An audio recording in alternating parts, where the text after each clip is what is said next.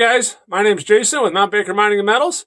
On today's video, we're down in Nevada exploring some old mines looking for gold with our friend Jeff Williams.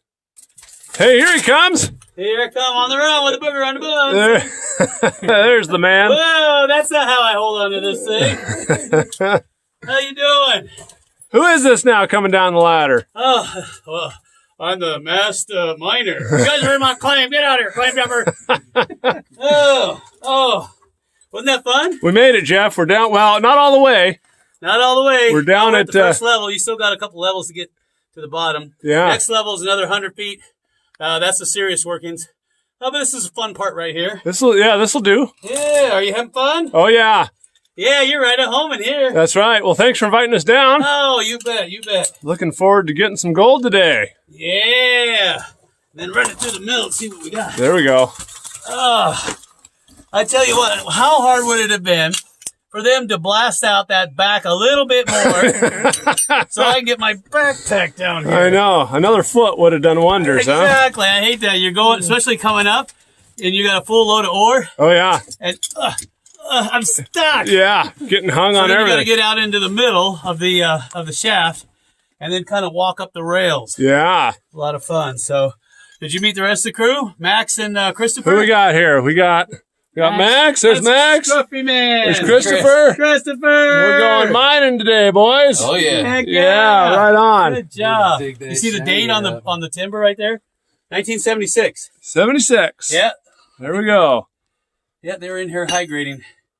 So they show you around? A little bit. Yeah, a little bit. Looks like somebody took some material out of that pocket when we were working. Oh, I'm sure people have been down here high grading. As soon as I make a video, everybody and their uncle comes down. Oh, look at this free gold. Oh, sure. Yeah, sure. But hopefully we can get enough samples and you can run it through your mill and tell us what the grade is. Yeah, that'd be great. Ounce per ton. So That'd be that great. way we know for sure before we start investing in more mining equipment down here. Because I don't want to put the cart in front of the horse. It's a lot of work and a lot of money. You know, you've done it. Oh, yeah. We're going to get jacklegs down here for you. Yeah, So you feel right at home. If you get them down here, I'll come run one for you for a Okay, little and then bit. Max will run the stoper. I hate those things. Oh, yeah, there we go. Yeah, they're a mess. So, all right. Well, hey, wait a minute. What am I going to say? So, come on. Let's go. Oh. Now what we're looking for today is these little tiny quartz stringers you can see here. And even though the veins aren't very wide, they're really, really rich. And we're looking for little spots like this vuggy red quartz, this little hematite looking stuff. More of it up here, not as red. But that is where the high grade gold is running. And these are running extremely rich. So we'll see if we can find some samples today, pack them out. We'll see if I can ship them back to myself in Washington and run some samples for Jeff and see what kind of gold he's got in his mine. But we're looking for high-grade gold, obviously, as well as specimens. We pulled out some really nice specimens, or Jeff has in the past, and so we're hoping to find some more of that today. And it kind of hangs out in this vuggy red quartz. So we'll see what we can find.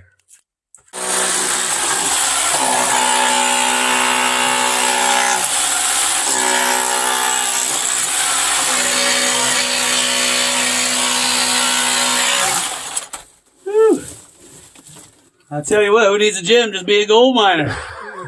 See anything good? Yeah, well, what I'm doing is I'm taking away the hanging wall and the foot wall. So I'm increasing the exposure of these hematite pockets. And this is, I believe this is where you were getting all that pocket gold from. Right. So I figure if I can open this section up, and I know there's fine gold in here, so what I have done is created a dam. So it's just going to pile up right here. Okay. And then we can take it all out, broom it out. But what I want to do is open this up, because I can see the back of your little pocket right there. And I know there's gold there. Yeah, there's a little red spot so there. If I can get this open, I'm hoping that this little guy will lead me to something bigger. So that's the plan, because eventually I'll get to a point where there's not enough room to get this in there. And it'll be harder to extract it. So we'll widen this out and then move this out. This looks like manganese oxide, and this is always a good sign too. We'll collect up a special bag of this just to see what the grade is. And I know the vein is from here. Here's the hanging wall and the foot wall. I know they were extracting this entire thing and running it. And I'm curious what the grade is just from here to here. But of course, We're cherry picking, and I want to see more specimen gold because this is the richest I've ever seen. So, okay, so here's one of those real high-grade spots. I'm going to point to the gold with this stick. See that gold right above the stick there? Let's see if I can zoom in some and get you a view of that. There you go. See it? It's right there. Nice big chunk of gold. Just sitting right in that little vug there. Look at that. Man, that's nice stuff. So that's what we're looking for. We're going to try and pull that out today. And this is really nice stuff right there. Holy cow. There's some more down here. Probably hard to see on camera. But just a really, really nice rich zone right here.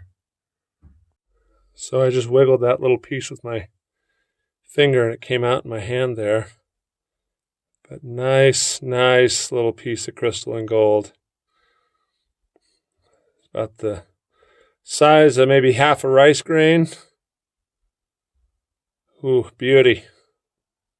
I love how they tied up this skull with some wire. Yeah, it is cool. And I'm like, yeah, that'll hold. So what do you think, Jeff? I think we're doing really good. Max has got the super eye for gold, and he's finding specimen pockets left and right down here. Yeah. I can't wait for you to run all that through your process. Yeah. So that should be really interesting. And I'm curious to see how much gold you get as compared to the other crusher. Oh, yeah, getting it I think finer? your equipment will get more because it'll liberate more. Right, right. You having fun? Oh, yeah. Yeah. Absolutely. That's what it's all about. It's always fun when you're finding gold, right? Oh, especially specimen gold. Yeah. I mean, I've found it before, but not in such large quantities. Yeah. It just keeps going and going and going. You said something? You could practically just drill Yeah, I and do. pop I and see a start piece of drifting gold right in. Oh. Sitting on that What? hematite right there. You got it? Oh, yeah. Get her in there. Oh, yeah. We found a pocket again. Get There on we go. in there, sweetie. It's pocket time. Here. Get your pocket gold. Thanks, Max. You want me to loop it? Oh, dude, look. You look. See the gold right there? Um, It's in there. Oh, right here. Oh, yeah. I can see it from here. And Yeah. I'm 10 feet away. There you go. so Go get Wow. Let me see that big one, Max. Get your hand up here. It's powdered. Yeah, I know, but just keep your pants on. Oh, wow. I can see it from here. Don't lose the rest of that. Oh, no. You got a bag up here? I thought I did. Yeah, I got to get a Leela bag. I have, Oh, there you go. Oh, wow. I have my bag. That is. Oh, you got to get a snapshot of this, Yeah, Jason. This is. Let me see what we got here. I have my bag. Look at this. It's right on the tip.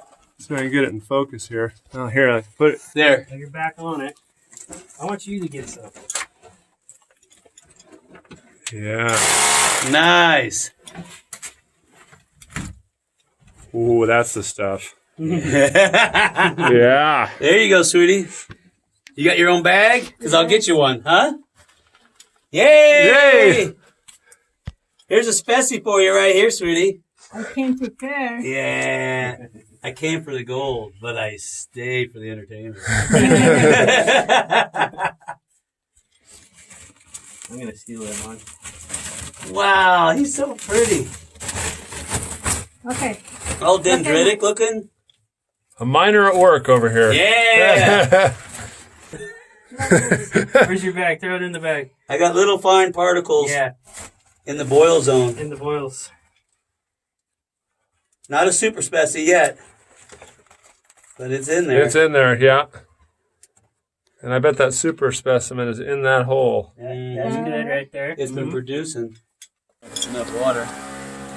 Might just turn it into mud. Yeah, might be enough. So this is some finds out of our rich pocket. Yeah, We're just going to pan and see if we got any more. exactly. If there's any Indicator. floating in the bottom. Right? Yeah, There's a piece of gold some, right. Oh yeah, there's gold right up all through there. See Yeah. that? Just got to get the water out of the way. I think there's a fine gold pile right down here too, isn't there? Yeah, Yeah. yeah, that's You all got fine some- gold you right got up and some through there. Nice little showing for a dust mask. Yeah, I know, right? let me get the loop on that and see what I can see. Oh yeah, look at all the gold down here. Yeah. Oh yeah, all the fine gold. Oh, Look at that. Look at all down there line. There's a trail right there. See it? That's all. Oh my gosh, seriously? Out of a dust mask. Yeah. Let's take a look. Oh yeah. Oh yeah. Little bits of gold all through there. And that's dirt off the floor. Yeah. That's just the leftovers. Richest stuff you ever seen, huh? Yeah, riches. Definitely. Well, you can see from here. Yeah, not bad, huh? Yeah, that's pretty good. Yeah, we'll have to sweep that up. Yeah, there's a nice piece of gold right there. Right there in the top, right where my fingernail is. You can't barely see it, but it's there. Yeah, oh, that's a nice piece of gold. I'm just amazed at how much fine gold there is in this. Yeah. Yeah, look at this. Just oodles of like 200 mesh. Jeez. Yeah, it's all over. Yeah. It'd be worth scooping it all up. Definitely be worth scooping it all up. Right back in there. Like right there. There's a nice little spot. And then obviously that looks like a seam that might open up. So what do you got? What's your plan here, Jeff? Well, this is altered andesite and hydrothermally altered, and it's our hanging wall. So I'm gonna go ahead and I'm gonna try to open this up. I'm gonna work with the natural joints that are in the rock to try to pry this away, and then give us more room to get back into where the native gold is, all that specimen gold. Nice. That's the only way, because the footwall looks like it might be a little much. I might be able to have better luck, because you see these joints, you might have luck with prying this away. So that's what we're gonna do. Cool. Let's see how it goes. I don't know if it's gonna work though. I'll give it a shot. That stuff's sounds really good solid. On paper.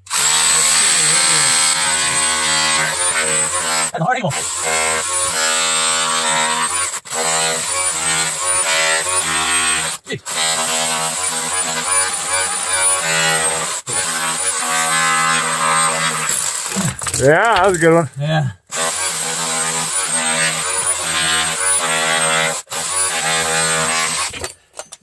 That is some tough hanging wall. Jeez. Well, it's opened a little bit more. Yeah. But this is all soft. This will just cut through it like butter. That's what gold is. All right, now it's your turn. My turn? Get on up there and get. All right. That's hot. Oh. I think they call that friction. Yeah. All right. Well, you did all the hard work for me. Thanks, Jeff. Yeah, that's good. I'm going to try something here. I've got this little metal detector. And this is the spot we were working in earlier.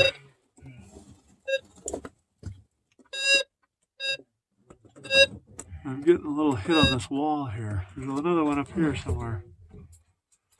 I thought. I can't find it anymore.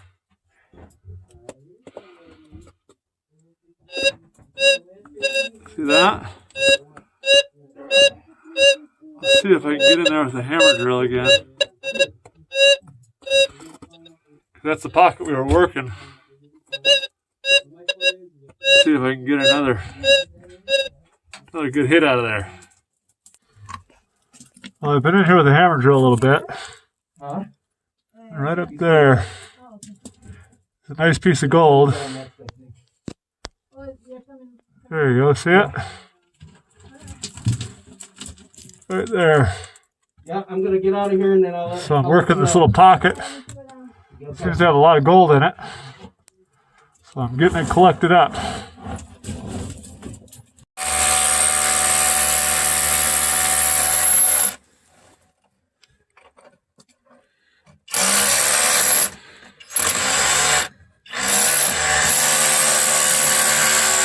I'm working this little vug right here, and it's just the gold's falling out of it. What's that? I'm working this little vug right here, and the gold's just falling out of it. Oh, wow.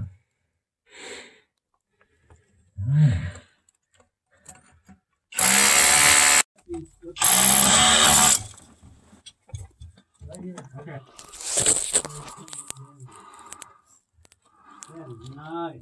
not.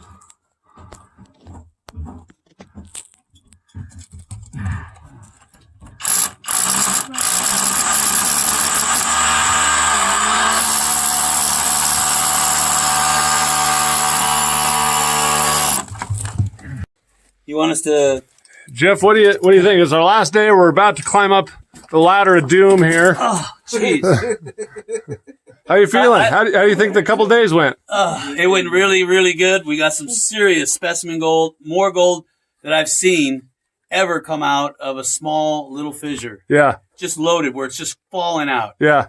And obviously gold fever has set in and we've overloaded our packs. I don't know if we'll ever make it out of here. These pack weighs about 80 to 90 pounds and we got to go up 400 feet. Of ladder like that.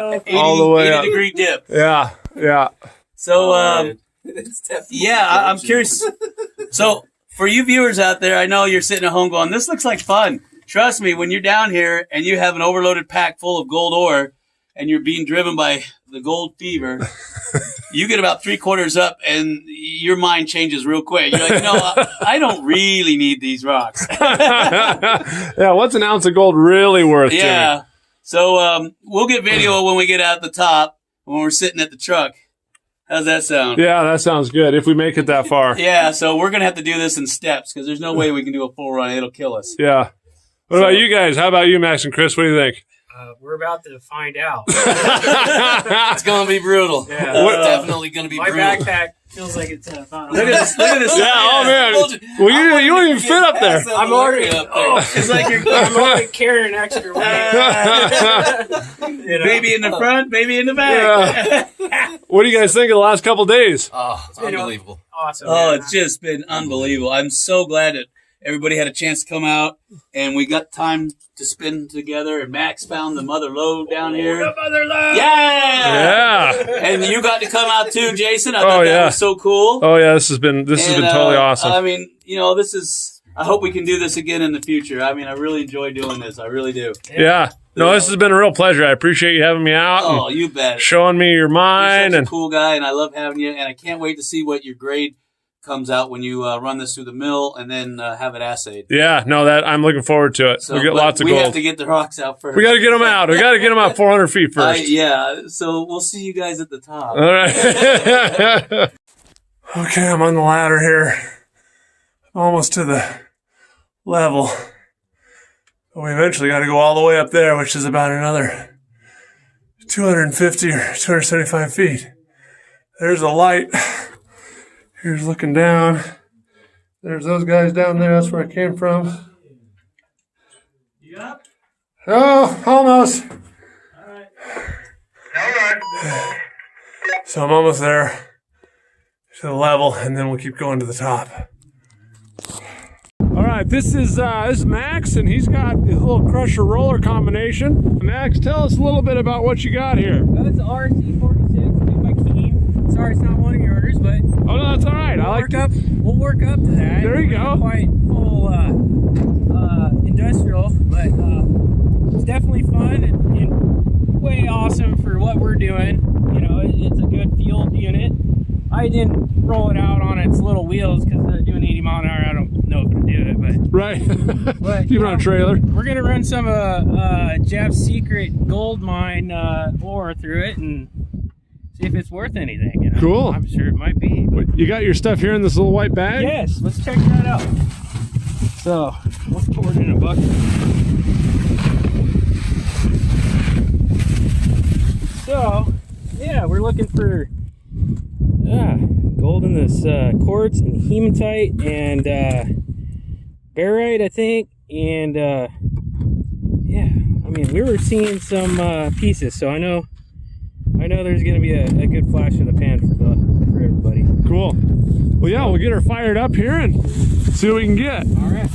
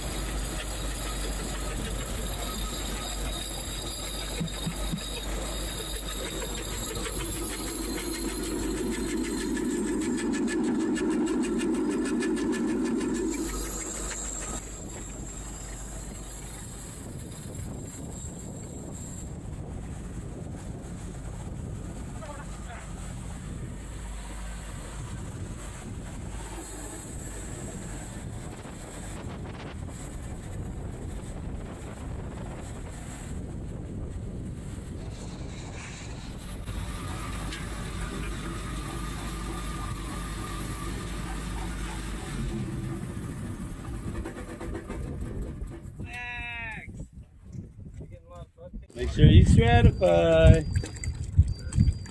Oh, there's that hawk. There's the family. Are you excited, Jason? I am. Yeah. That's cool. Get to see some of Jeff's gold. Yeah! Or Max's gold. Somebody's gold. Somebody's gold. Well, Max got it out, so it's his gold. All right. Hey, It's my mine, but it's his gold. you got still tons left. Yeah, I know, right? Come on. Getting excited over here. I don't want that wind to blow me away. Hopefully, it You got your jet dry, right? Oh, yeah, I see it. some in there. It's funny how everybody has their own panning style, even though the principles are the same. Yeah. Must be some bad air up here. Did you fart in your car? Yeah. Over there. No, there's a duck out here somewhere. Christopher, excited? Yeah. Very. Let's see what that does. Yeah, do a shake back, baby. I'm tired of waiting. Oh, crud. Oh, look at Is there. that gold? Yeah, dude. Holy crap. Holy cow, man. That's tons That's of gold. just one pan. One little scoop. Yeah. Wow, that's all gold. I probably lost a crud ton of that. I was Hold that in the sun. Wow. Wow, that's all gold. Look at that. Wow. That's just one little scoop. One little scoop. Scoop. That's Yeah. like 20 ounce per ton, easy. Don't- yeah, me on the back. You got a bigger bag than me. Yeah. What do you think, Jeff? I think we got our gold back. Yeah. Look at that. Look at that wire gold. It's just, Wow. We gotta get snapshots of that. oh, Yeah. that's just muddy. It's muddy. You know, usually you got black sand. Yeah. Yeah. This is straight gold. Clean. Yeah. Holy cow. Good that. job, Max. You got the golden eye. All the work already. Showing off. Holy cow. So this is just a scoop? Like, That was just a like scoop. a couple pounds worth, right? Yeah, I don't know, 10 pounds. And Yeah, the it's whole just, thing was yeah. about 10 pounds, right? I know I didn't carry a full bag up. No. I was dying yesterday. Wow. 400 feet down. It'll work you, huh? I don't think you, yeah. So, who needs a gym, right? I know, I need to come out here more. Heck yeah. Got a nice little showing here. See what we got. Hey, Dan Hurd just commented on one of your videos. Or Oh, something. did he? Yeah. It just came up on your phone. Dan Hurd and I are talking. I'm out here with Jeff Williams. Wow. Nah. Oh, wow. Hey, you got pretty good at that. Yeah, that's practice. Yeah, I noticed that. Was that your first rodeo? Look at Nice. And this is from like 2 handfuls, right? This is I just went, dude. Wow. a little scoop. What? We got to go through the rest of that. Oh, yeah. Holy cow. And look, you got, Look how fine yeah, some of that fine is. on the Like end. 100 mesh. Yeah, Easy. And I like the big chunkers that are in there. yeah. Let's fan it out a little more. Let's see what we got here. Yeah. Right? Look at that. Look how big some of those chunks are in there. That would register on a metal detector. Oh, yeah, we had some specimens we were going to drop on the ground. We And bring in the gold monster down there and see if we can pinpoint. That's ultra fine. Yeah, look at how fine that is. Jeez. You can do the blueberry bounce. Yeah, the blueberry bump. Yeah, the blueberry bump. But yeah, look at those big pieces. Wow, Yeah. up there. Man, Yeah. look at that. Incredible. Look at that. Oh, rough and nasty. My favorite. That's some of the richest I've ever seen. Yeah. I don't know. You're going to get at least a couple grams. That's what I was gonna say. Yeah. And that's just out of a. Yeah, just a couple Yeah. handfuls. Yeah.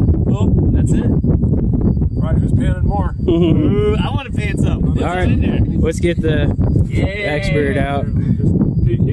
Hey, and don't let the wind get it. Yeah. One more. I know. Just a little more, not a lot more.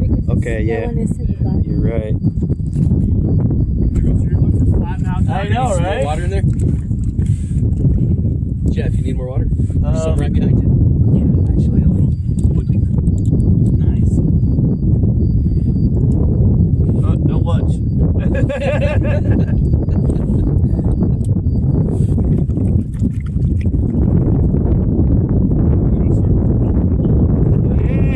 Yeah. And then, People say it pan fast. I say don't pan fast it up.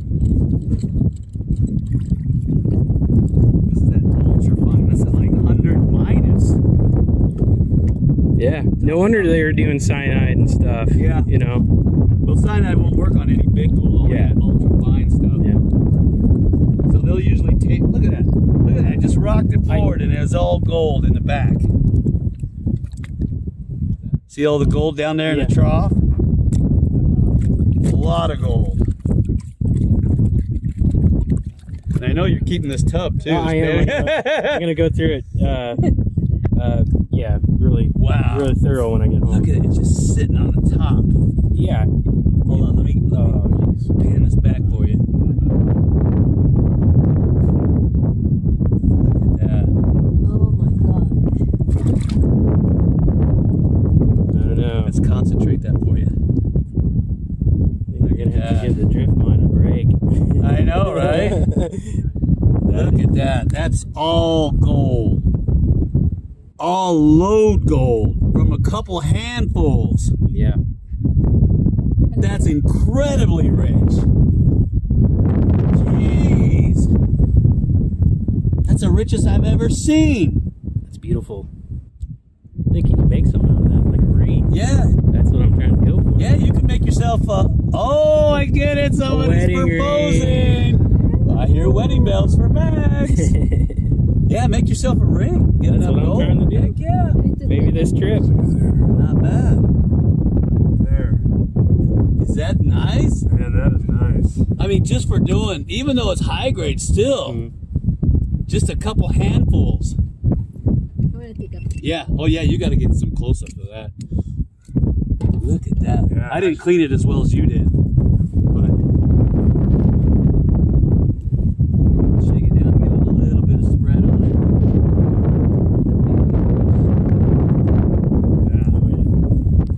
Yeah, get in. Look at that. Beautiful stuff. it. Yep. That's the stuff Dreams made right there.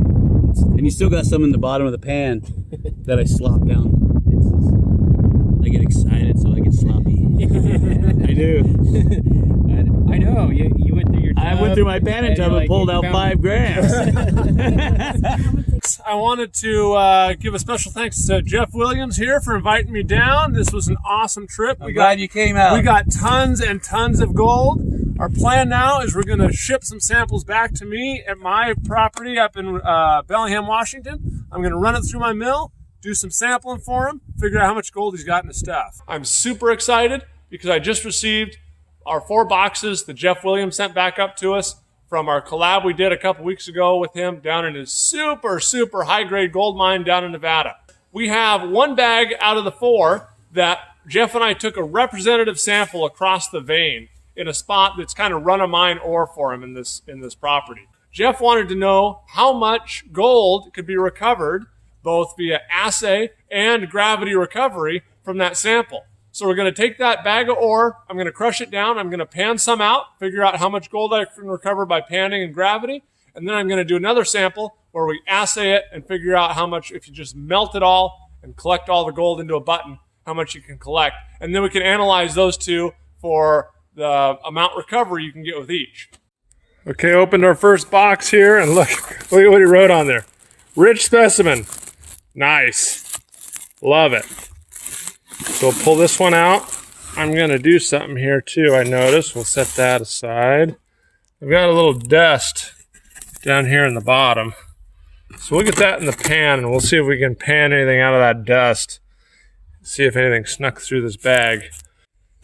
Here's our super fine dust that I got out of the bottom of the boxes. So let me get it panned out, see if we got any gold in there. Okay, I have seen some rich gold ore before, but nothing like this. So I'm not even close to done panning. I mostly just have panned off the mud and the fine stuff. And this is still, I haven't done anything with this. This is just the dust out of the bottom of the boxes. And look at the gold showing up in the corners. We leaked gold all over the Postal Service from Nevada up to Bellingham. This is unbelievable to me. This is just the dust, just the stuff that leaked through the bag. And it is so, so rich. we probably lost $100. And the post office needs to be sweeping up the floors out there, getting all this gold we lost. But look at, I mean, can you see it? I don't know if you can see it. It's just a yellow line almost all the way across the bottom of that stuff. Let me get her panned out all the way and see what we got here. But, I mean, again, just the dust. Look, just the dust in the box. Look at that. And I've got, I don't know, 20, 30 pounds to play with. My mind is just blown away. Look at this stuff. Look at how rich this stuff is. That's all gold. All that stuff in the top of the pan is gold. And that is from the dust in the bottom of the boxes. That is all, see if I can get it shaded. That is all gold. See all that? There was like a half a cup of dust. And that's the gold I got. Is that not the craziest thing you've ever seen? Now that we've got all excited about the yellow in the pan that we saw, we're going to do a little bit of an assay. We're going to figure out how much gold Jeff has per ton of rock in these bags. So we're going to start with the one right here. This is from the top of the raise, Jeff, if you remember. This is the one we're going to start with. So let me turn the camera around. We'll take a look at our sample, and we'll get it processed through and figure out ounces per ton or grams per ton. Here's what we're working with. It's maybe about a gallon worth of stuff. Jeff, this is from the top of raise.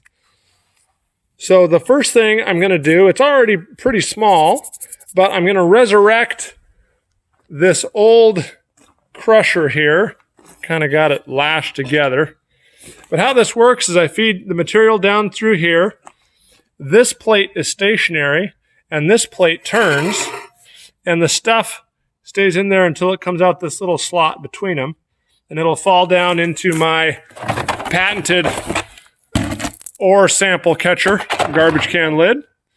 And once we get it ground up fine, I'm going to do a little test pan. We'll weigh out the a sample, and then I will also take a sample of it and we'll assay it and figure out how much gold we have.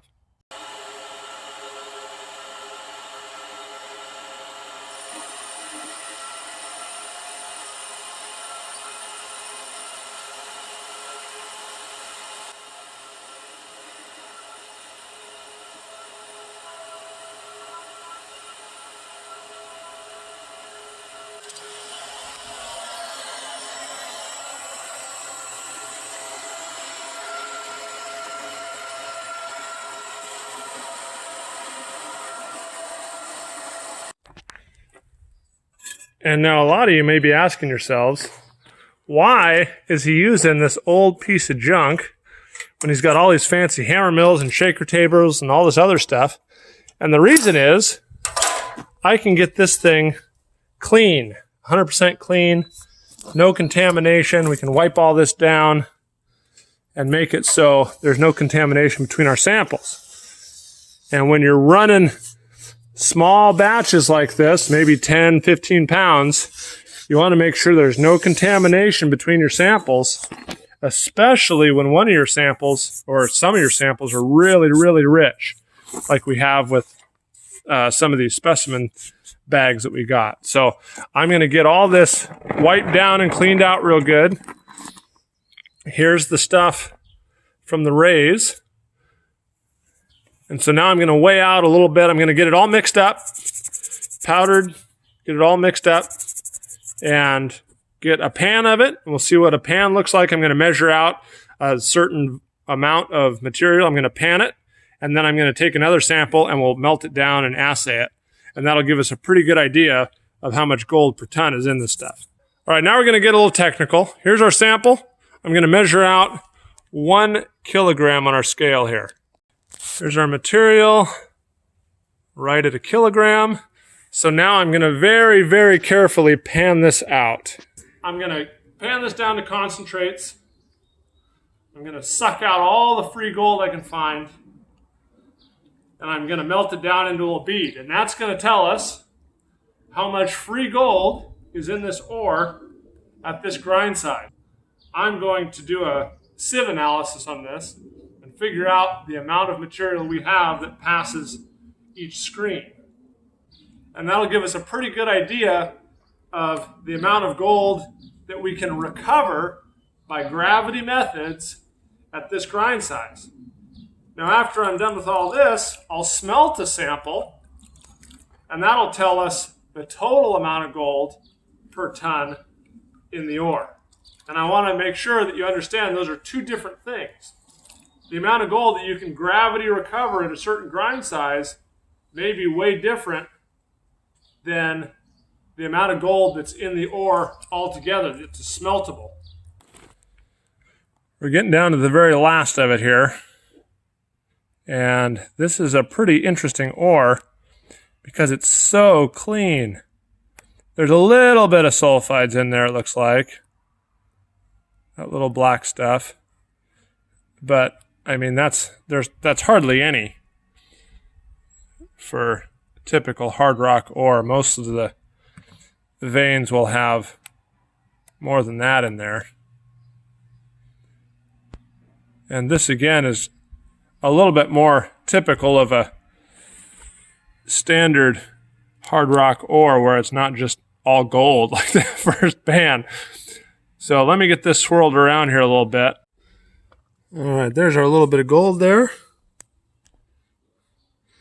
So I'm going to take our snuffer bottle. I got it all nice and cleaned out. I'm just going to suck up that little bit of gold. Try and not get a bunch of contamination with it. And now I can just re-swirl it around there and get it cleaned up a little bit more. I don't want to get too much of this black sand sulfide stuff in there because it kind of screws up the process. All right, got our stuff nice and clean there. It's all in the snuffer bottle. I've pulled the straw out. I'm just going to turn it over on my finger. Get everything swirled down to the bottom. And leak it into that little bit of shop towel there. Got a lot more black sand than I was hoping for, but I think the lead will take care of it. All right, well, I've cut off our little bottom of the shop towel there where all our gold is. So I'm going to put that in this cupel. I'm going to take some lead, maybe, I don't know, maybe 10 grams worth. Put it there like that. And we'll put it in the furnace. We'll get it up to about 1800 degrees Fahrenheit. The lead is going to melt and start to oxidize.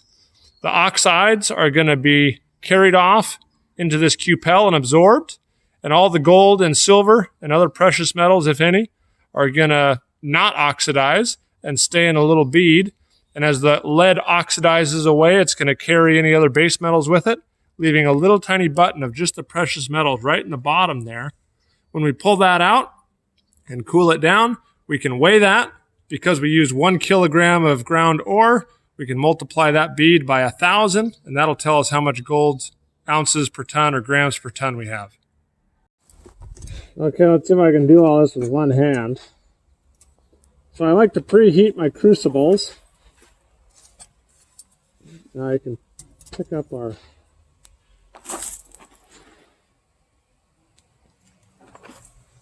that part, add the lead on top.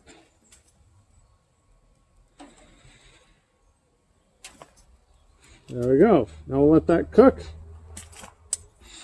and see what our button weighs. Now we're going to do a quick screen analysis of this stuff. And I've got 3 screens here. I got a 20 mesh screen. I've got a, that one's a 60 and that one's 100. So I'll measure out about 50 grams of this crushed rock over here.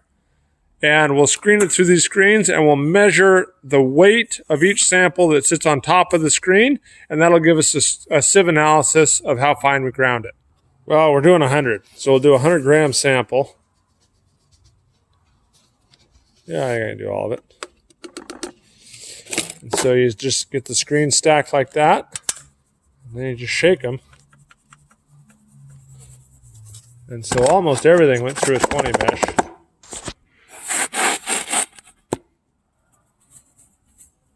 There we go. Now I need 2 hands. Let me get this screen through and I'll show you what we got sitting on each screen. Here's our 4 cuts. This is the 20 plus. Here's 20 to 60 mesh. Still see the grains in there. Here's 60 to 100. You can still see some of the bigger grains in there, but just barely. And then here's the 100 mesh minus. It's pretty much powder. Well, here we have them weighed out. Here's your 20 plus is about a gram.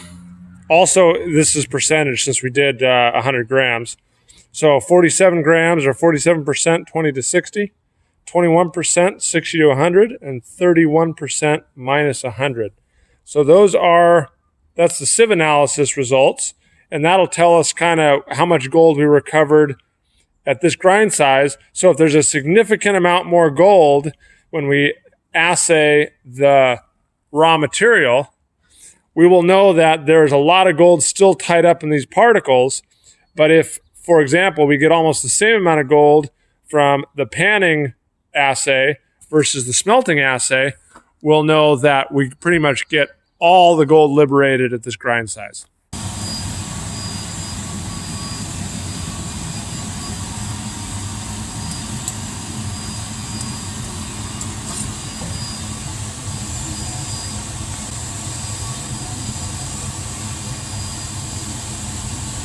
Here's our little bead from our panning experiment.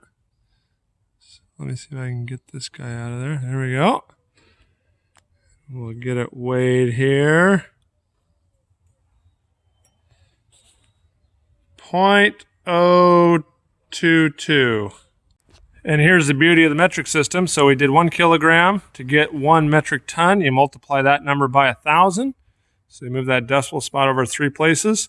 And that stuff looks like it's about 22 grams per ton. That's about 2/3 of an ounce per ton of gold.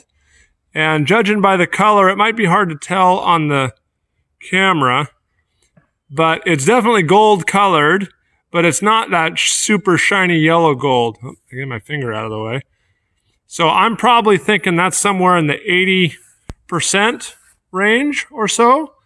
So realistically, as far as gold content, you're looking at maybe 15 to 18 grams per ton, somewhere in that range. Now we're going to try and do a little smelting assay here. So I like to use 100 grams. So let me get 100 grams weighed out. 100 grams. Soda ash, 50 grams. Borax, 150 grams. Litharge, 25 grams. And 3 grams of just cooking flour for carbon. We'll get that all mixed up. Pour it into a new crucible here.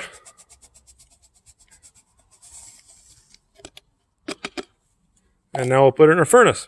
So for this smelt or this assay, I didn't add any silica because a lot of the gang rock is silica, so there's plenty of silica in there. And I don't need a whole lot of soda ash, but I used a lot of borax to help thin out the silica and make it fluid. Because this material doesn't have a whole lot of sulfides and a lot of it is oxidized, I don't need to add any iron nails like I've done in the past. The litharge that I used should oxidize any little bit of sulfides that are in there, and the carbon in the flour will help reduce any remaining litharge to our lead button that will then collect our gold and come down into the bottom of our cone mold. Now this is pretty cool. Look at that color. It's like emerald green, and this is like classic assay where the ore is really, really clean. That green color is probably a little bit of iron contamination in there, but just showing you how clean that ore is. There's not a whole lot of sulfide contamination or oxide contamination. It's just quartz and gold, and that's it. A lot of the stuff I do is just black. You can't see through it or anything, whereas this is quite translucent.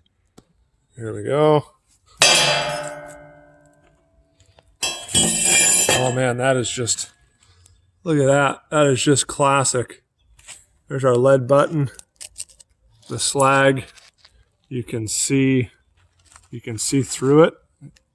So there's actually a film of slag on that lead button, but it's so clear you can see through it. And then look at this. Look at the slag we made. Hold it up to the light. You can see through it. Oh man, it's just beautiful stuff. Really nice color there. But we'll get our lead button weighed and we'll get it in the Cupeling furnace and figure out how much gold we got in this stuff. Well, I just pulled this out of the furnace. There's our little gold bead. But we're having a lightning storm come through, and it's raining like crazy on the top of our tent here, so.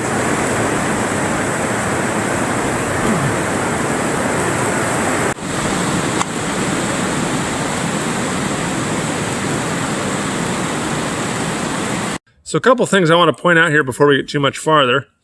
This bigger bead is the one from the panning, but we used a 1 kilogram sample for that. Whoops. And it's quite a bit more gold colored. I don't know if that comes across in the video than this one. And this one is obviously the smaller bead. That's the one that weighs 0.009 grams, and that's from only 100 grams of sample that we ran through the smelting process. This one is quite a bit more silver. So I think earlier in the video I said this one is probably 75% 80 gold to silver ratio. Because this one is more silver colored, this is probably closer to 50-50 gold to silver. So we got 2 different weights we got to deal with it and 2 different gold concentrations. So let's go do some math and figure out what we have for recovery on these 2. So let's take a look at our samples here. We'll go over panning first. We started with a 1 kilogram sample of material. I panned that down, sucked the gold out, and got a bead that weighed 0.022 grams once it got melted down and cupelled in the furnace. Judging by the color, it's about 75% gold. I don't have the ability to get it to pure gold, so we estimate based on color, and it's worked pretty well for us in the past. So when you multiply 0.002 grams by 1,000, because there's 1,000 kilograms per metric ton, you get 22 grams per metric ton, and that works out, based on the percentage of gold, to be about 16.5 grams of gold that can be recovered per ton based on the screen analysis that we did and panning or gravity recovery.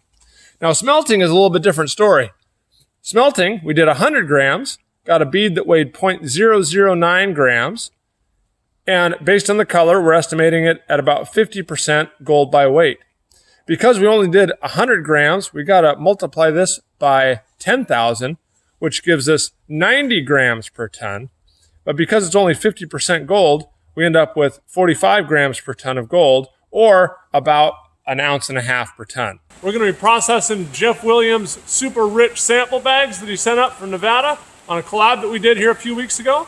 So let's dig into these. I'm looking for specimen gold, I'm looking for visible gold, and then all the fines and stuff we're going to process through, melt down into a nice big old gold button. So let's see what we can find in these bags. So I've been putting a lot of thought into how to process these bags, because the specimens are going to be one of the more important things that we're looking for, because they're worth a lot more money when you have gold and quartz like that, and you just don't want to crush up some of those beautiful, beautiful specimens. So the first thing I'm going to do is screen it through a 1/2 inch screen so we can get the coarse stuff on top, and we'll go through that and see if we can find any specimens. Let's see how this goes here.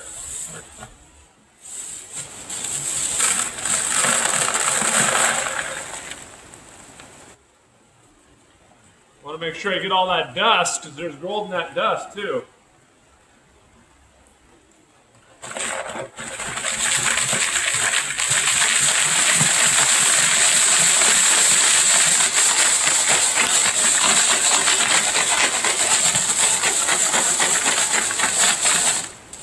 So here's a look at the oversized stuff, and this is where you're going to be looking for your specimen gold. And what I'm going to do is I'm going to try and lay this out on a sheet of plywood, and we can go over it with a metal detector. And then if that doesn't work, or we don't get any hits from that, oh look, here's one.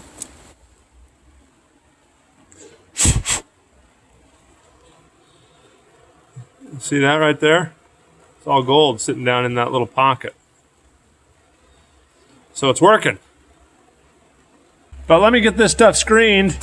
Like I say, we'll lay it out on a sheet of plywood, and we'll see what we can find with the metal detector. I've got some specimens laid out here on this little table. I'm going to try and go over them with this White's metal detector. This thing's probably an antique at this point. It's about 15, 18 years old. So I don't know how good it's going to do it. You won't be able to hear it because of all the rain on the tent right now. But we'll see if I can just kind of listen here and pick anything out.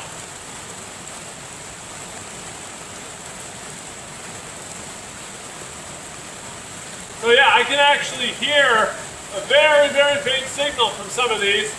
So I'm going to spread out all that stuff I screened and see what I can find in that stuff. I'm going to try and get the camera down here by the speaker, the metal detector. But I don't really... I've gone over a little bit. I just don't hear any signals. I feel like there's something right in there, maybe.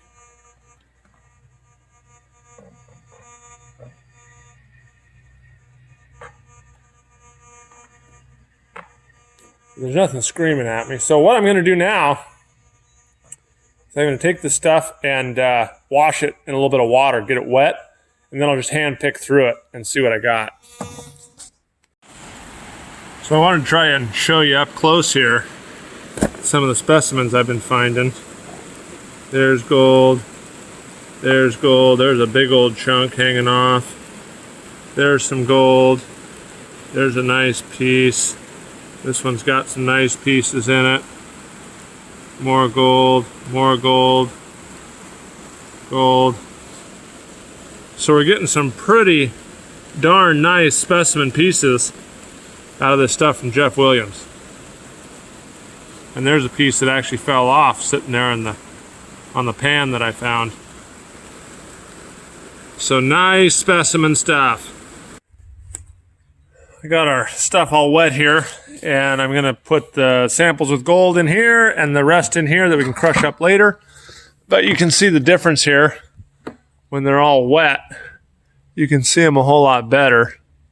Let's see if I can get a... Oh, yeah, see? See if I can get it focused. See right there on my finger? There's gold all across there. That one's big enough. I'm actually going to break that one up with a hammer. See if there's more inside there.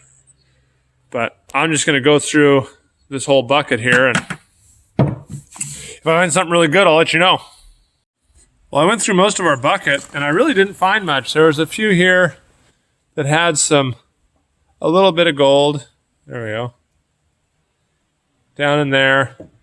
This is probably the best one. Actually, the first rock I pulled out right there. I'll try breaking this one open, see if there's anything else. That one's got some gold showing there. But there just wasn't anything as fantastic as the stuff I have in the pan that I showed you earlier. Well, these are most of the prime specimens we got out of Jeff's stuff. And stay tuned for a future video where I do some experiments on the best way to clean up some of these samples. Get that gold nice and shiny and get all that rust and discoloration off of there.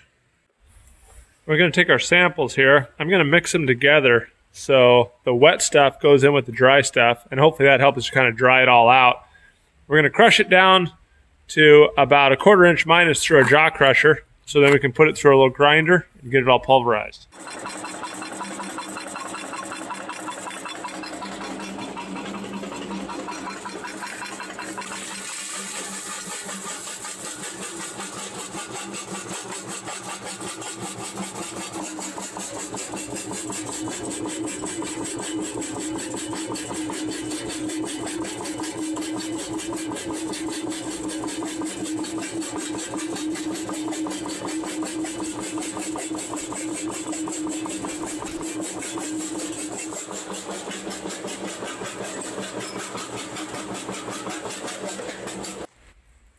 Well, now we're going to use this little disc grinder, and this plate is stationary and this plate turns, and there's a little slot right there, and that's where all the stuff's going to come out. I'm going to feed it down through here. It's come out the bottom as powder into our catch basin there, aka trash can lid. So let's get this stuff ground up and we'll see how much gold we got.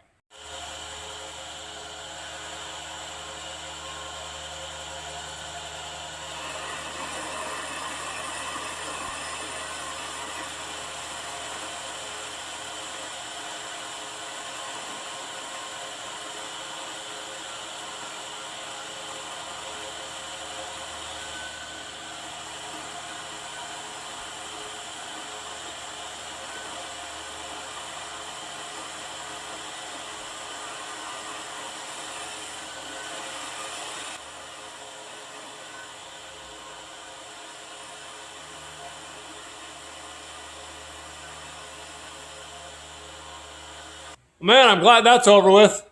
That little thing there really wasn't designed for production or anything like that. We ran half a bucket through it, so it took a little while. But I don't know if you saw in the video, I was wearing a respirator. That silica is really nasty stuff, as well as I don't know if there's lead in there or zinc or anything else. So you really don't want to be breathing that stuff.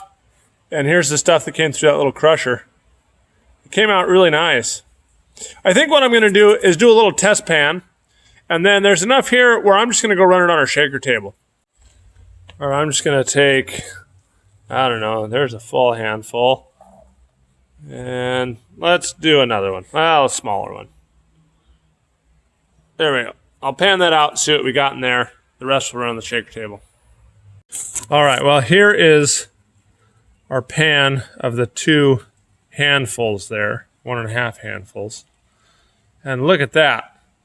So I've had a couple pans of this stuff now, and I've gotten maybe less googly-eyed about it, about all that yellow. But I actually have a little bit of a concern here because see how the gold bounced right up here to the corner? Let me show you.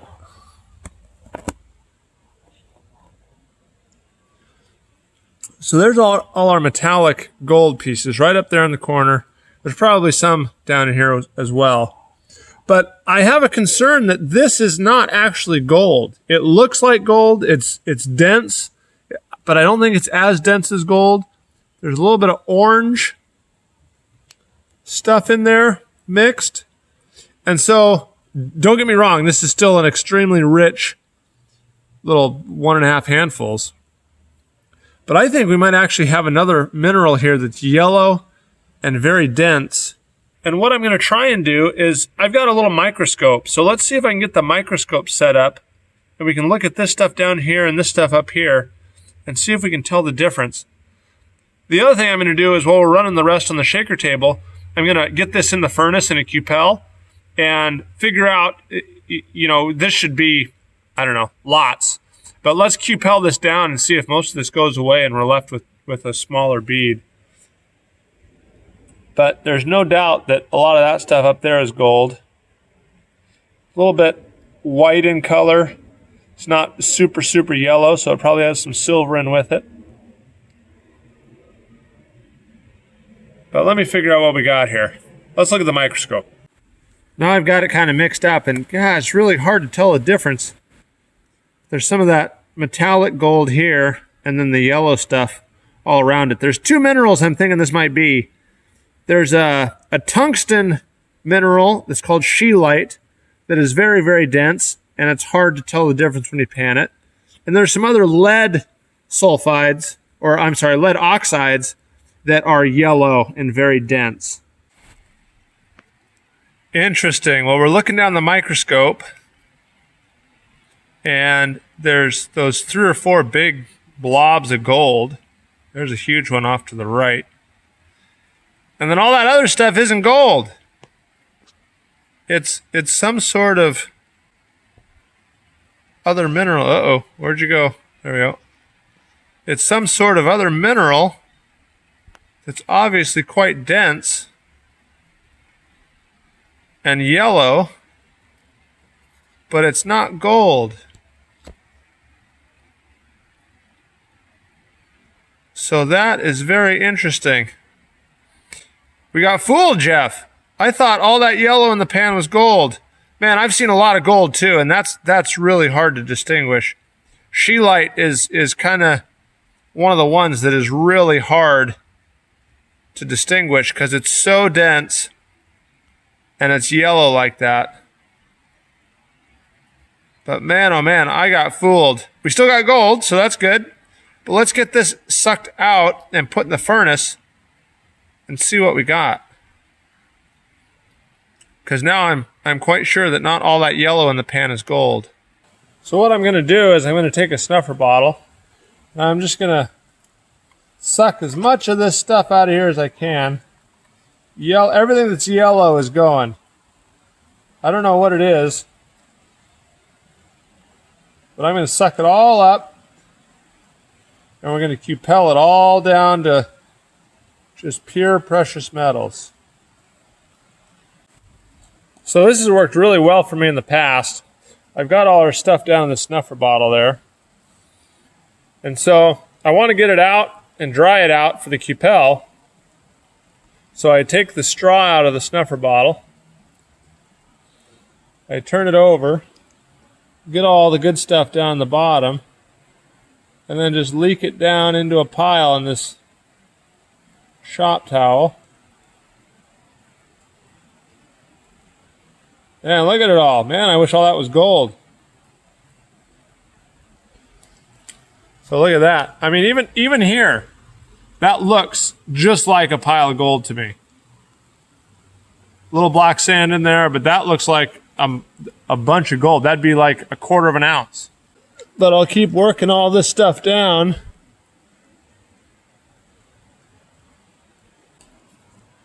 Now I take my towel here. Got all my gold down the bottom. Well, I got all my yellow stuff down the bottom. And I just make kind of a little packet out of it. And I squeeze as much water out as I can.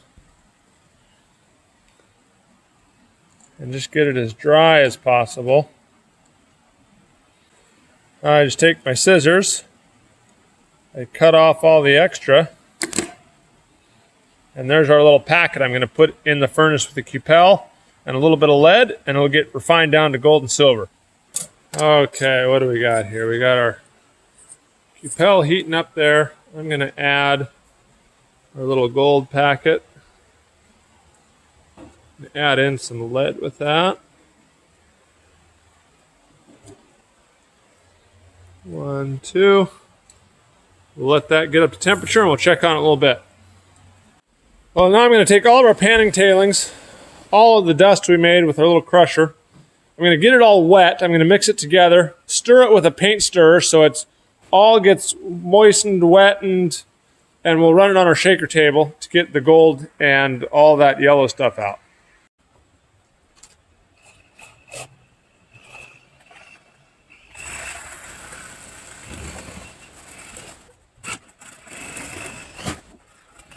All right, now we have a real nice slurry. We can add that right on the shaker table. And probably what I've done is I've mixed it so all the gold is right down at the bottom now. Well, a quick little overview here. Here's the 4x8 shaker table we're going to run the stuff on. The gold's going to come across here, up this first or second long groove, and under the water bar here, up on what we call the cleaning plane, and come down into the number 1 port. The sulfides, maybe some of that yellow heavy stuff that's not gold, will come into the number 2 port. There's a number 3 port middlings and a number 4 port tailings. And if this stuff wasn't so stinking rich, I would have just run it right through the hammer mill. But you can't really get that thing completely clean. And I didn't want to hang up any of Jeff's gold in that hammer mill. So that's why we use that little grinder. But I got that blue bucket there. I'm going to feed it into this trough and we'll run it down on the shaker table and see what we get. Oh yeah, I'm just going to scoop it out of there and dribble it along this distributor trough here. And there again, usually what happens when you mix this stuff with a paint stirrer is that all the gold goes down to the bottom. And so there's not a lot to see in the first half of the bucket here. But I'll get this stuff going on the table. Check back in a minute. Now I've stopped feeding the table for a minute, but you can see yellow feeding down into the grooves. There's some of the yellow orange here that's starting to come across. I don't see any starting to make its way up across yet. But I just noticed that yellow coming down. It just all comes down and bloop right in that first trough. So it'll start working its way. Yeah, you can see some there.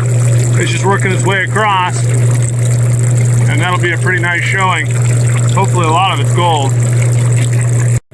Well, we're pretty much done with our sample. And you can see all the yellow up here. And I don't know if you can tell on the camera, but a lot of it now is orange. And I think that's that lead or tungsten mineral. But the gold's working its way out here now. And I can adjust the water a little bit to get it to move over, but it's starting to go up under the water bar. Hard to tell when it's shaking. But it's just working its way across just like it's supposed to. I'm probably going to brush it down just to help it get over there and get on its way. I don't want to stand out here in the rain for hours waiting for the gold to come across the table. So let me get it brushed down and we'll see what it looks like. Oh yeah, we'll start all the way back over here. And just get everything coming this way.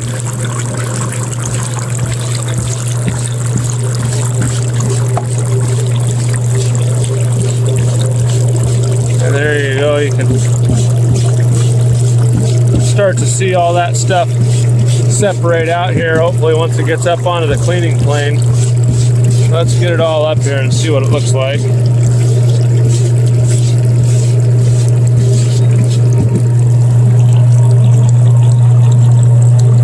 Here, let me shut the table off so we can see.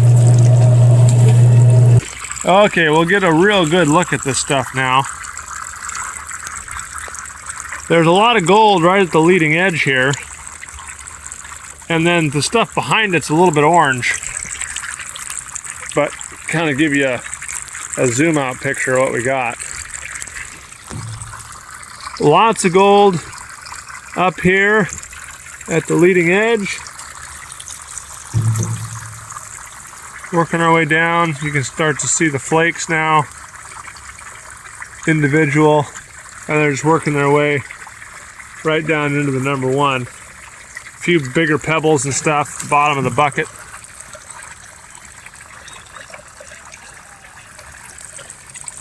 But man, it's too bad that's not all gold.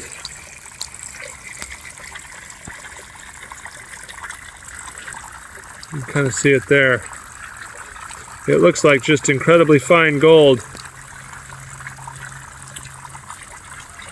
But we'll get it down and we'll get it smelted down and see what we can make out of it for Jeff. Well, here's the number one panned out, and holy cow, it just looks like gold all over.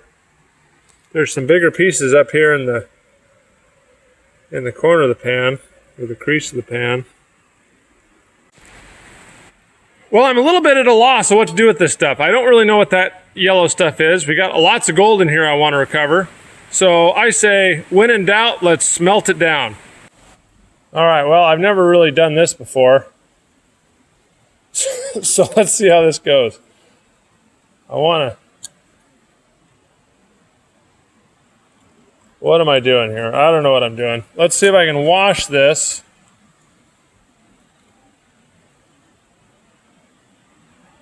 Down into this rag. Is it working? I guess it's working.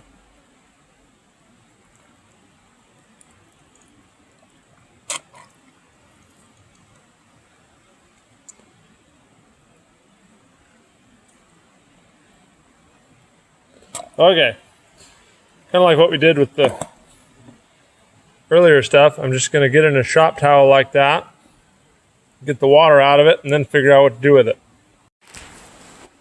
Okay, we're going to pull out our panning button here. This is from the couple of handfuls I did.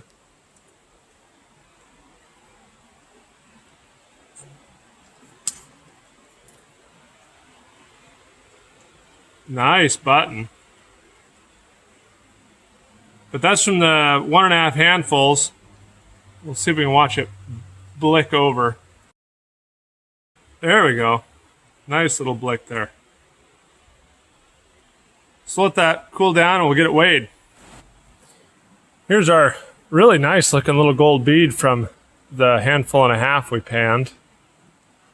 Figure out what it weighs. A little less than 0.5 gram. 0.5 gram from 1.5 handfuls. But I would say based on the color there, it's gold, but it's not that nice yellow gold. It's probably in that 75, 80% range. Real nice little bead though. Let's see what happens from the rest of it. So if we estimate that I panned about 2 pounds or 1 kilogram, and we got half a gram from it. That's 500 grams a ton, or I don't know, what is that, almost 20 ounces a ton? 16, 18 ounces a ton. Pretty rich stuff. Well, I'm going to throw all caution and science to the wind here. I'm just going to grab some borax, put it in the bottom.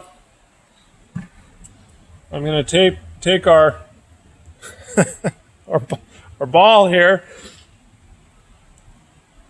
cut off all the extra we don't need.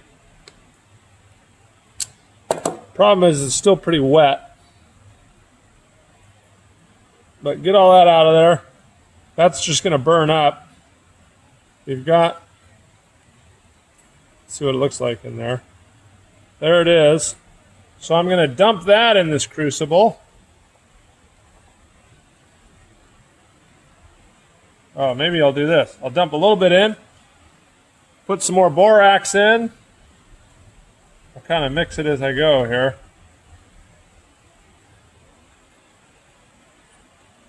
Plop the whole thing in there. This is just bush league here. More borax on top. I believe, I expect it's an oxide, so I'm going to add lots of borax. I may throw some soda ash on top. There should be plenty of gold in there to collect itself into a button at the bottom. All the oxides and all the junk should be absorbed by the borax when it melts. And we'll pour it in the cone mold and see what we get. This is new territory for me. We'll call it Bush League smelting.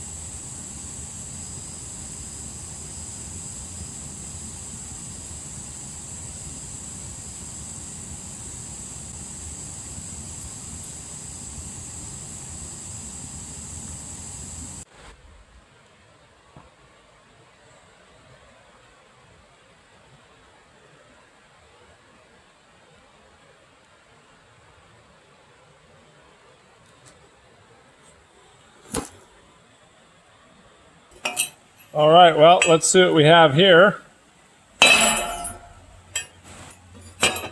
Black looking slag. Kind of a brown tinge to it, actually. Let's see if we've got a little gold nugget here in the bottom. Ah.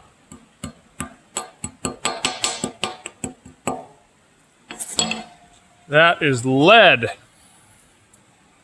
I believe. And it's still kind of gooey. So I'm trying to cool it off here with water, so I can break it out of there. I wasn't expecting a bunch of lead because I didn't put any in, but I'm wondering if, yeah, see there? I'm wondering if that yellow stuff is some sort of lead sulfide or lead oxide, actually. Because we got some lead here. Well, we got our lead here. Let's figure out what it weighs. I don't know if it's my imagination, but this feels a lot heavier than it should be if it was just lead.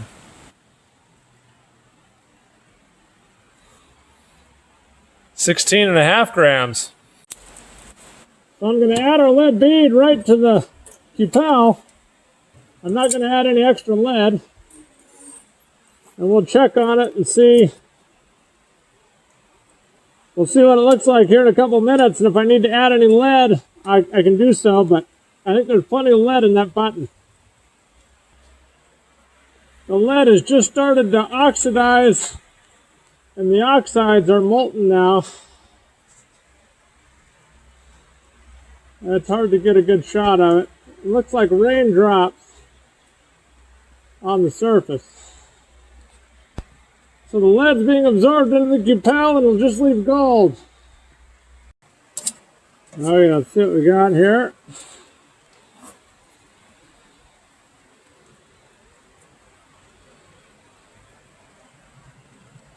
There's our gold bead.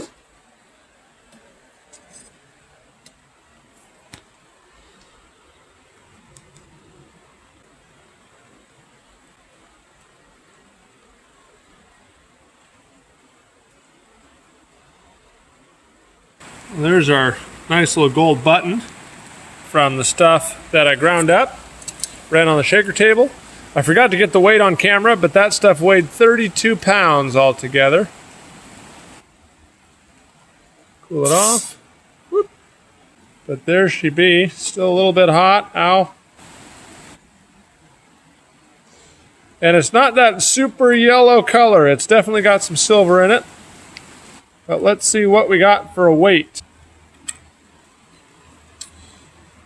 6.4 grams. All right, well, doing some math, 32 pounds is right around 14.5 kilograms. And taking that weight in grams turns out to be about 450 grams per ton, which squares almost exactly with the estimated pan we did at 1 kilogram. We got about 450, 500 grams a ton. So that squares. But judging by the color here, we're going to call it 80% or so. So instead of 450 grams per ton, it's about 360. Or what is that, about 12 ounces a ton? So that's not too bad, Jeff, 12 ounces a ton. Oh, and actually, you know, thinking on the fly here, all the gold in these specimens came out of the same spot. There's hardly any weight there, and there's quite a bit of gold. So you might be looking closer at 15 ounces a ton or somewhere in there if you include the weight of the gold in these specimens. All you guys thought I was done with Jeff Williams stuff, but I've got 2 more experiments I'm going to do with this stuff. The first experiment we're going to do is we're going to take some of his high-grade specimens, super rich stuff. We're going to try and figure out which method is the best way to clean up these specimens. The second one is I still have 1 bag left of that super, super rich stuff that he sent up from our trip to Nevada. I'm going to take this whole bag of ore, I'm going to smelt the whole thing down, and we're going to figure out if really, truly smelting a whole bag of ore can get 2 or 3 times more gold than just crushing it up and running it through a gravity system. For those of you who haven't seen the previous videos or haven't seen these are the specimens we're going to be working with today. And man, there's just some really nice gold sticking out of some of these. Gold, there's gold everywhere. And each one of these pieces of rock has different gold specimens sticking out the side. So I've got a whole grab bag of stuff. I've got vinegar, strong vinegar. I've got sulfuric acid. I've got, what's this, muriatic acid. We've got some Drano, which is sodium hydroxide, CLR, Clorox, and finally some of my super strong hydrogen peroxide. Now I'm going to take each one of these samples, put them in a different little cup, and then I'm going to cover them with each one of these things. We're going to leave them for a day and see what works best for cleaning these samples. We've got all of our containers here labeled. So there we've got our various samples in each cup. Okay, prediction time. Which one do you guys think is going to work the best? Leave me a comment down below on which one of these 7 is going to work the best to clean up our gold, make it nice and shiny, and also clean the quartz up, take all the rust off it. Holy moly, look at this. I was over there looking at specimens, looking for specimens, and the H2O2 is bubbling like crazy. I think it's leaked out, it's starting to get onto the pan there. It's going nuts. It's hot. So let me do something with that here. Let me move that over on the ground. Okay, well, it looks like it ate through the first little cup I had. I got it in 2 or 3 more, and it's sitting on the ground now. But yeah, it's reacting. It's going crazy. I don't know what that thing's going to look like when it's all said and done. The rest of them, they've only been in 5-10 minutes. Pretty benign, not doing really anything. Okay, I'm going to proceed the same way I did last time with the samples. I'm going to screen out everything that's over 1/2 inch. So I want to look for those specimens, because they're worth way, way more than just crushing them up.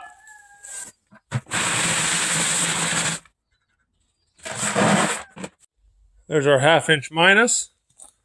There's our 1/2 inch plus. I'm going to get this wet and take a look at it and see if I find any specimens. I'll let you know. I did find a few specimens that I added to our pile. There was one here that I just broke open. I'm going to show you on camera when I broke the rest open here. But anywhere there's this little vug, these little impurities in the quartz, these little pockets, is where I was finding lots of gold. So let me see what happens. Let's see if I can do this. And let's see, I think that's a lot of gold sticking up there. What I really want to do is peel back this piece. I want to expose this little vug here. And I want to be kind of gentle about it. As gentle as I can with a hammer. But that is where we were finding the super rich high-grade gold stuff.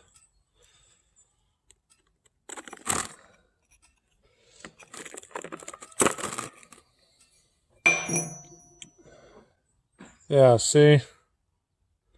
There's a bunch of gold there. I think there's just a ton of gold right in there. I think there's a bunch up here that I broke off when I opened it up. So that is where we were finding it, in these little vugs. Well, there is all of our sample. We're going to take 2 pounds off for the bucket, so that's 16 pounds, or right about 7 kilograms worth of stuff. Well, now we're going to crush our sample through this little lab jaw crusher here. Get it down to 1/2 inch or 1/4 inch minus, and then we'll get it smelted.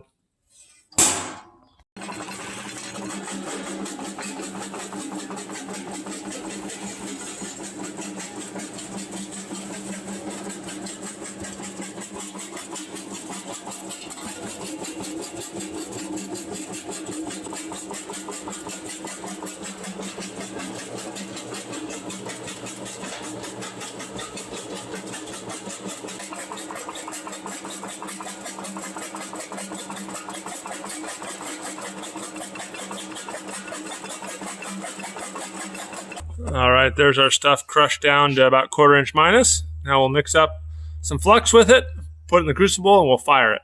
Well, we've got, whatever I said, 16 or 18 pounds of that stuff. I've only got 10 pounds of borax, and I was going to use borax and a little bit of carbon to reduce the lead that's in there already as an oxide.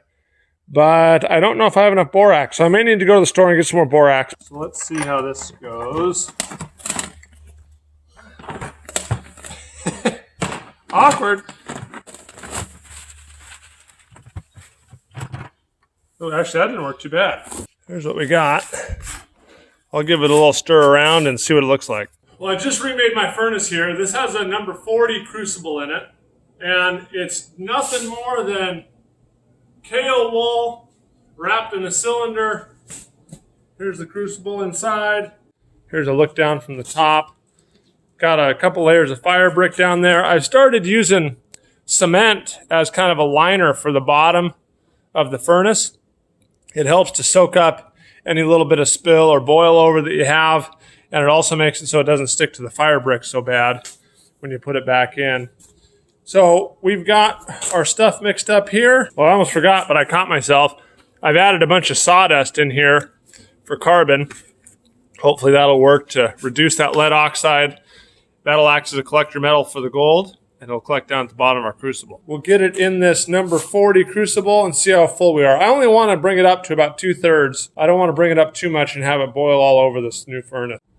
Well, it looks like this is going to be a 2-smelt operation. I've got it about 2/3 or 3/4 full there, and I've still got probably half my material over here. Once it's good and hot, we're going to take it, we'll pour it in this big old cone mold here. All the lead and gold is going to collect down at the very bottom of that inverted pyramid. The slag will float on top with no gold in it. And then when it's cooled down, we'll knock that piece of lead off, cupel the lead away, and get our gold.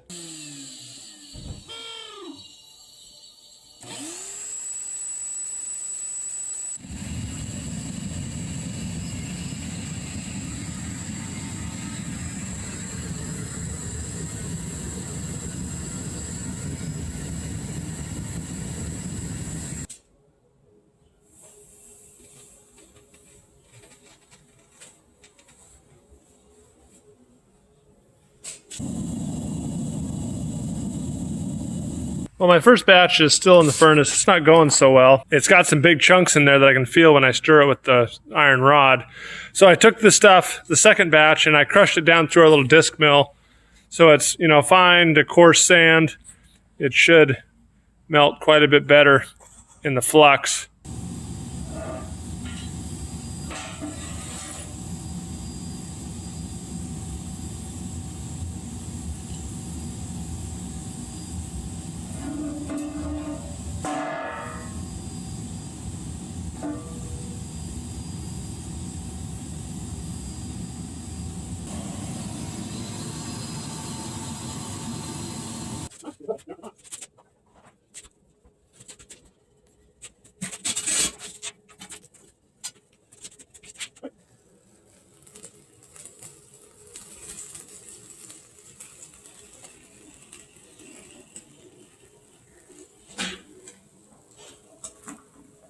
Yeah.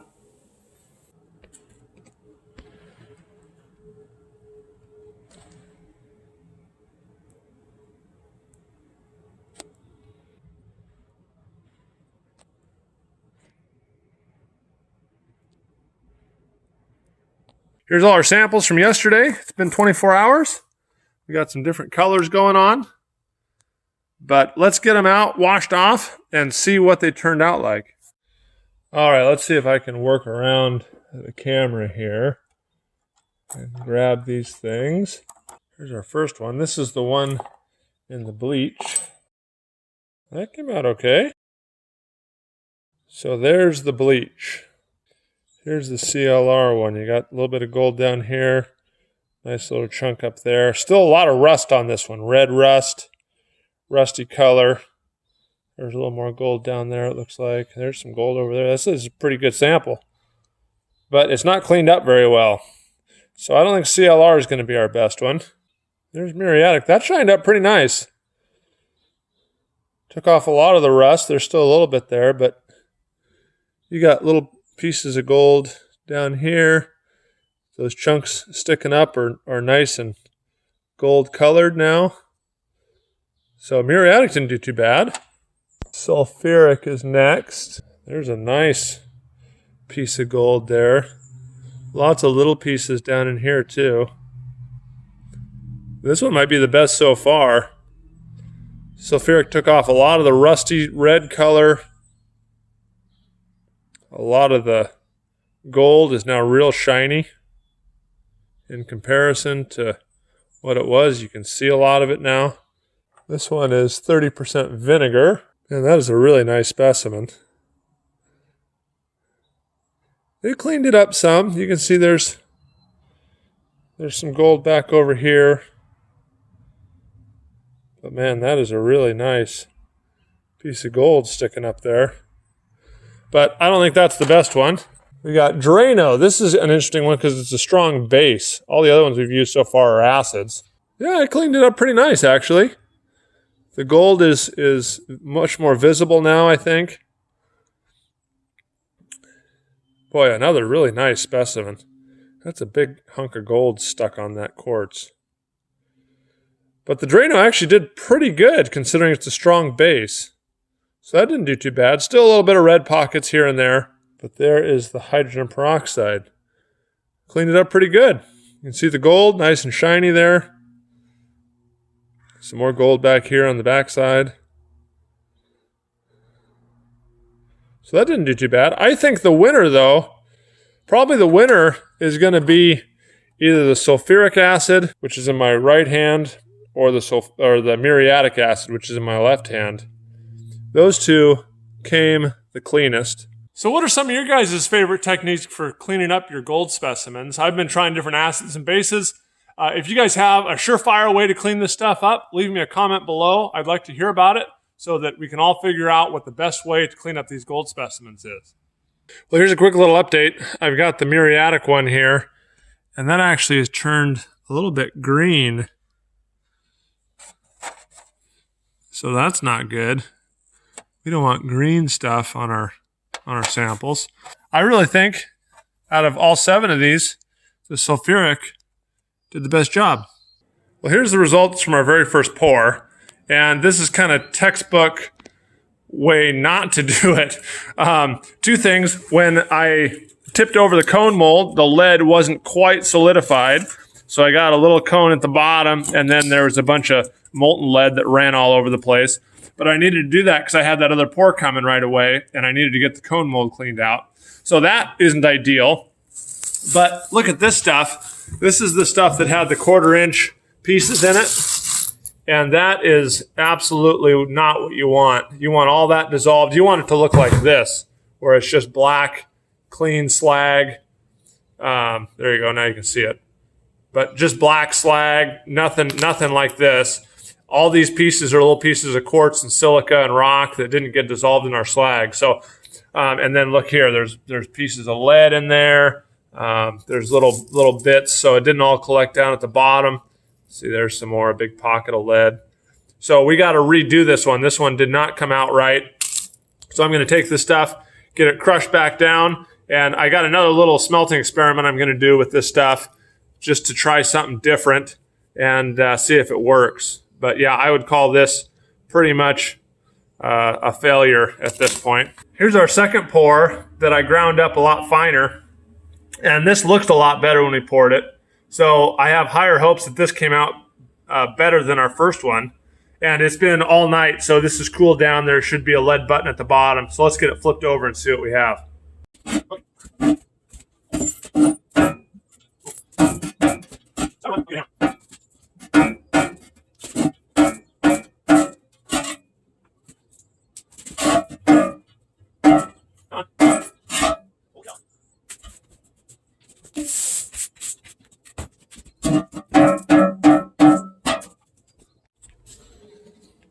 Well, I got it all knocked out of there. Here's the bottom. Well, it's hard to tell, but that was the bottom of the cone. And I found this little teeny tiny bead in there. And it doesn't weigh very much. It's not very dense, doesn't feel like. So we're going to have to re-smelt this with more lead collector because that's just not enough. We didn't have enough collector metal. I thought there'd be more of that lead oxide in there that would get reduced, but unfortunately it didn't happen that way. So now we've got 2 smelts to do again. I'll get them all crushed up through the crusher and back in the crucible. Well, we're about to get these crushed down. And one thing I don't think I got on video from yesterday is with this stuff, I used straight borax, melted it down, and I got those big chunks in it. And so what I did with this one is I ground it down finer, and I added about 5 pounds of soda ash to it to try and help eat up more of this silica content over in this one. The soda ash will help get rid of some of this silica. We'll have everything get dissolved. We'll have the lead at the bottom as a collector, and we'll hopefully get all of Jeff's gold back.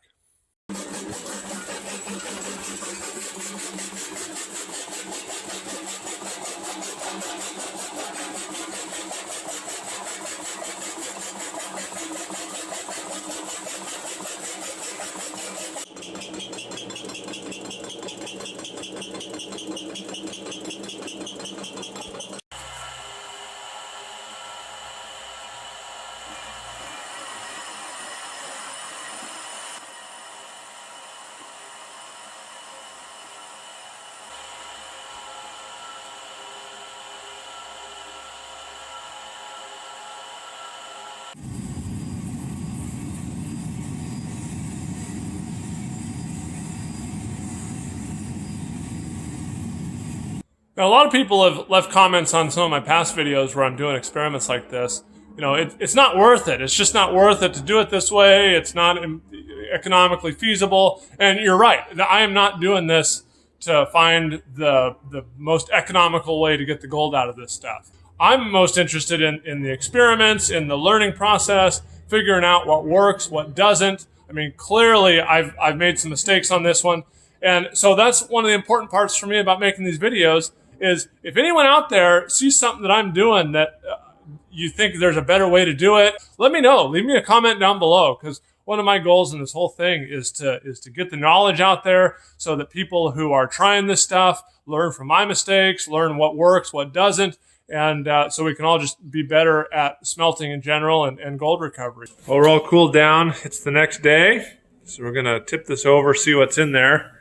And I was lucky enough to get both pours back in this one pot and pour them. So all the stuff, that whole bag is in here with the lead and everything else. I put it all back in. So we'll see what we get out of here. When we tip it over, I'm hoping to get a cone of lead at the very bottom, and then we'll get the gold and silver out of that. One other thing too is I sprayed the mold with WD-40, and really any oil will work, but it creates a little carbon barrier so the thing didn't stick. I had it sticking here on one of the earlier pours. Well, let's see what we got here. Here's our lead.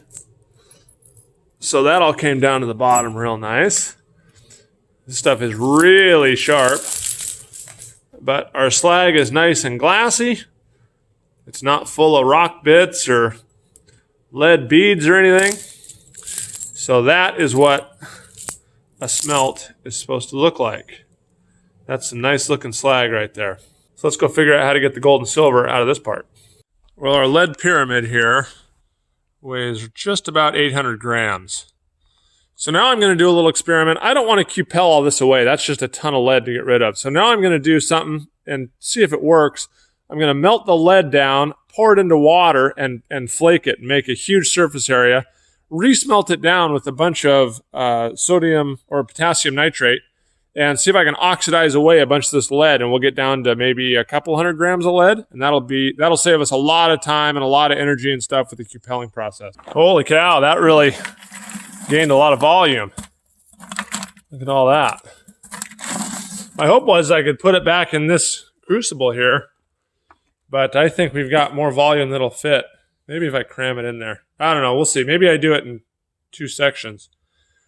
But now I'm going to add this with potassium nitrate and maybe a little bit of borax and try and oxidize a lot of this lead.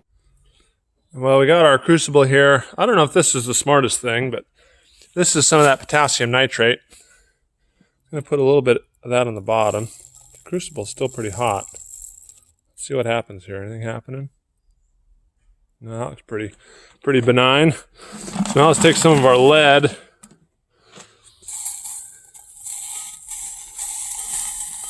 Get it in there like that. Didn't do a very good job. I'll pick up the pieces I spilled, mix it in there with some potassium nitrate, and we'll fire it up. Well, this is either going to be really cool or it's not going to work at all. But you know, there's nothing. I can't hurt it really, right? I mean, even if this doesn't work at all and nothing oxidizes, I'm still going to get a brick of lead at the bottom. So I'm not too terribly worried about screwing it up. But I think it's really important to keep trying stuff. I mean, let's try this. If it doesn't work, that's fine. We know it doesn't work, but I don't think we need to be scared of, you know, trying it or losing our gold or anything like that. So I'm going to put this in the furnace, melt it down. I'll pour it into the cone mold just to get the lead at the bottom. It was a pretty good experiment, actually, with trying to process down the lead. I learned a couple things. I started with about half the lead at first, about 400 grams, put it in there with just potassium nitrate. And what happened is all the lead melted and went to the bottom before the potassium nitrate could actually exsolve any oxygen. The lead pooled at the bottom, and then all the oxygen came off, and we didn't get a whole lot of reduction in the overall volume of the lead. I needed the lead to stay suspended in the flux, essentially, so it could react with the oxygen. And so what I did was I added some soda ash and silica sand, because I know those have a much higher melting point than lead and potassium nitrate. So my theory was that would keep everything suspended and high surface area, essentially. And as the potassium nitrate melted and released all its oxygen, it would reduce the lead and we would have a lot less of it when we went to pour it. And that actually is what happened. We ended up with about 100 grams of lead at the end of the second experiment, whereas the first experiment, we ended up with about 380. We removed about 3/4 of the lead, which is encouraging. For now, we got the lead going, Cupeling in my propane furnace.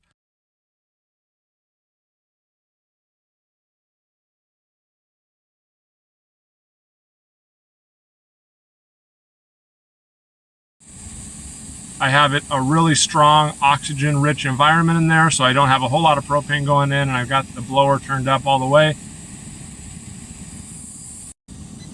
so that lead oxidizes, gets absorbed into the cupel, and then we should be left with just our precious metals.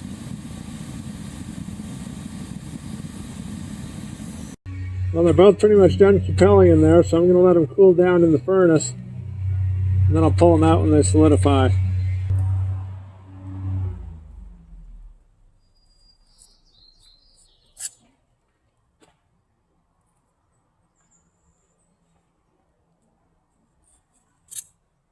Pretty nice looking buttons.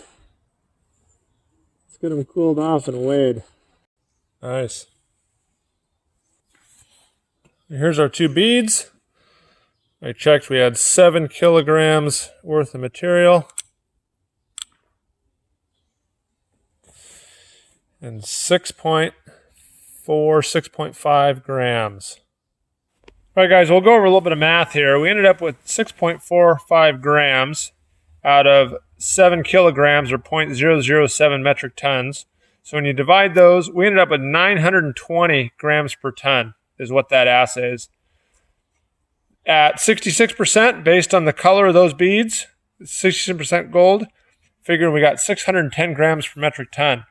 Now, I did a previous video where we just crushed them and ran it on the shaker table, panned out the concentrates. We got 6.4 grams from 14.5 kilograms. Based on the color, we figured it was about 80% gold, and that's 360 grams per metric ton. So you're almost double by doing it this way, by smelting. All right, guys, well, a couple important things to go over here. Even though this looks like it might be twice as much by smelting, this isn't really an apples to apples comparison. What you would really want to do is you'd want to take a bulk sample of 20, 30 kilograms, grind it up, do a gravity recovery on half on 15 kilograms, and do smelting on the other half. So you're getting the same sample. This bag may have been from a richer spot. I mean, take these with a grain of salt. There's some interesting findings here, but don't be like, oh my goodness, Jeff's going to get twice as much gold if he smelts it down, or your shaker table lost half as much gold because we didn't grind it fine enough. This is kind of a first trial basis. This is a starting point for Jeff to start, testing and getting some information about his ore. Another thing that I always get asked about is how much did it cost? I used about 10 to 15 gallons of propane for this whole operation. So that was about $60 or so, roughly, in US. And how long did it take? Well, this whole thing took me about 3 days, actually. And I screwed up and I played around and I did some experiments. But if you were going to do this in a production time scale type of thing, and you got it figured out right from the start, you can probably do this whole experiment in a day. It doesn't take that long. The cupeling part, cupeling away that 500 grams of lead or so, took 2 hours in those 2 cupels. So that gives you kind of an idea on how long that took. But those are some of the questions I always get asked, so I wanted to address them here. So Jeff, we've come full circle. I've ran out of ore for you. I don't have anything left to play with. Next time I'm down your way, I really want to get back into that mine and get some more high grade. You're right, I got the gold fever a little bit here. I really want to thank you again for having me down. This is kind of the final video in this whole series that I've done over the last 3 or 4 weeks. So I hope you guys learned something. I certainly learned something. I learned something almost every smelt I do. And it's always fun getting gold and silver at the end of the day. So I hope you guys enjoyed it. Leave me a comment down below if you have any questions. Otherwise, thanks for watching, and we'll see you on the next video.